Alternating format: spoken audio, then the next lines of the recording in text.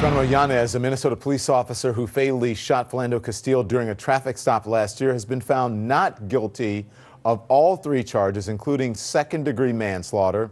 The case gained national attention partially because Castile's girlfriend broadcast the shooting's aftermath on Facebook Live. Protesters have hit the streets in St. Paul. We want to get to CNN producer Bill Kirkos. He joins us now on the phone. And these pictures we're looking at are live, correct? It's live pictures that we're looking at now. So, Bill, where are you? Describe the protests around you. Hi, Don. I'm in the middle of the protests right now. These started about an hour ago, a little more, in downtown St. Paul at the Capitol, and they started marching west on University Avenue through different St. Paul neighborhoods. This crowd right now is probably swelled to about 2,000 people. St. Paul police are saying at least 1,500 to 2,000, and I would definitely agree with that. Every time you step over a little hill here, you can see this crowd stretching for blocks and blocks.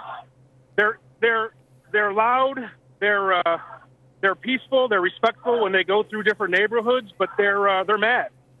And this crowd isn't split among ethnic divisions either. It's a mix of everybody. I'd say the majority of this crowd is actually white. There are whites, there are blacks, there are the front of the crowd, as you can probably imagine, with lots of these protests, are younger people on bullhorns trying to rally and very loud. But as you go further back into the crowd, you see a mix of everybody. Yeah. And some of the slogans you hear just are related to Philando. And guilty Bill, Yanez is one of the things they keep repeating over and over. Bill, I need you to stand by because I want to get some perspective on this. Thank you, Bill, by the way. I want to bring in now Judge Glenda Hatchett, attorney for Philando Castile's family. And we'll keep those pictures up, Judge. As we look at those protesters, he's saying there were about, 2,000 people out there, according to him. You have spoken to Philando Castile's family. I'm sure they know about these protests. How are they doing? As well as you can expect, Don. I have been in Minnesota literally for more than 2 weeks monitoring the criminal trial, and I still am in awe, as you and I have talked about before, of the strength that Valerie Castile has exhibited in this. But this is really, really hard. And I will tell you, frankly, I mean, you've known me for a long time, and I don't pull any punches, that this is not only, for me, difficult, for them far beyond description, but really the question, Don, tonight is if this can happen to a Philando Castile who is fully compliant, who has no felony record, who's not fleeing, who's not fighting with the police, who's doing everything he possibly can to do what he's asked to do, and he still dies.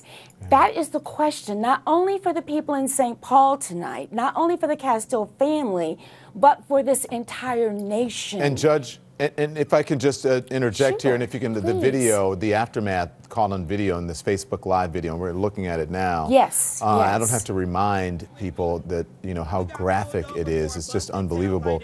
How do you think they, considering all this, the jury reached this verdict? I can't understand it. I cannot understand it. The Supreme Court, bottom line, has said that police officers can use lethal force when there's a reasonable basis to believe that their life is being threatened, bodily harm or death, or someone else's. In this situation, Philando Castile had a permit to carry a gun. He said, "Officer, I must tell you I have a firearm." He gave him his insurance, and then he was asked for his driver's license. But before he could do that, he shot 7 times at close range. 5 of those bullets hit Philando. 1 was less than 2 inches from Diamond, i.e. the second and third counts in this complaint, and a few inches from her daughter in the back seat. We are grateful to Diamond because had she not done that live streaming, we would have really never had a perspective on this.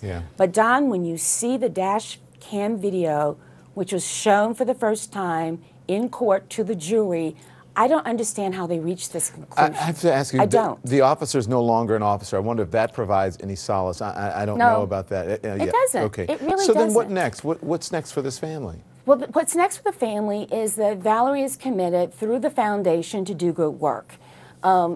Robert Bennett, who is my local counsel there, who is a federal civil rights attorney and has the best track record in Minnesota, we're going to be meeting on Monday.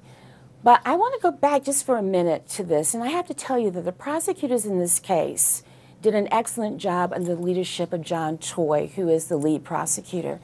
And Don, I don't know what else they could have done.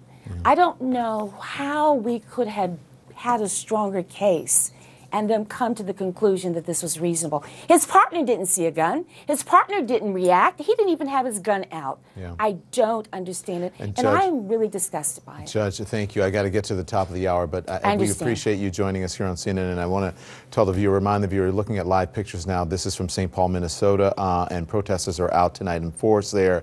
They were upset about the officer in this case who shot and killed Philando Castile. Not guilty on all charges. We'll continue to update that. And again, our thanks to Judge Hatchett. When we come back,